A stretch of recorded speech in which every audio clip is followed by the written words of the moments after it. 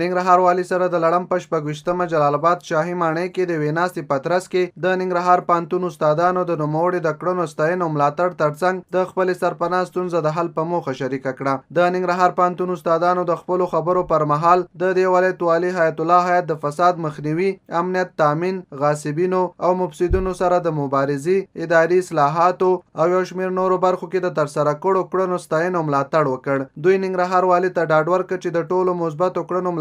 دي او په دې ولایت کې د اصلاحاتو او امنیت تامین کې ترې د نورو اقداماتو غوښتنه وکړه. د ننګرهار پوهنتون استادانو همداراز وویل چې د دې پوهنتون استادانو ته یو خارګوټی رسماً پرانستل شوی، خو د بېلابېلو پوهنځیو نه 40 استادان چې په دې وروستیو کې ګمارل شوي نمرې نه لري او د سرپناه ستونزې سره مخ دي چې په یاده برخه کې له ننګرهار والي څخه د همکارۍ غوښتنه وکړه. ننګرهار والي حیات الله حیات د پوهنتون له استادانو مننه وکړه چې د ده له کړنو څخه ملاتړ څرګند کړ. نوموړي ویل چې د دندې له پیل څخه تر دې دمه د امنیت ټینګښت ترڅنګ په ټولو برخو کې د فساد مخنیوی کړی او هڅه یې کړې چې ننګرهار په هره برخه کې نورو ولایتونو ته رول ماډل وګرځوي. ننګرهار والي د پوهنتون استادانو ته ډاډ ورکړ چې اړوند مسؤلینو ته به سپارښتنه وکړي ترڅو دوی ته په ځانګړي شوي ښارګوټي او یا بل ځای کې د سرپناه په موخه له قانوني پروسیجر یوه نمره توضیح کړي.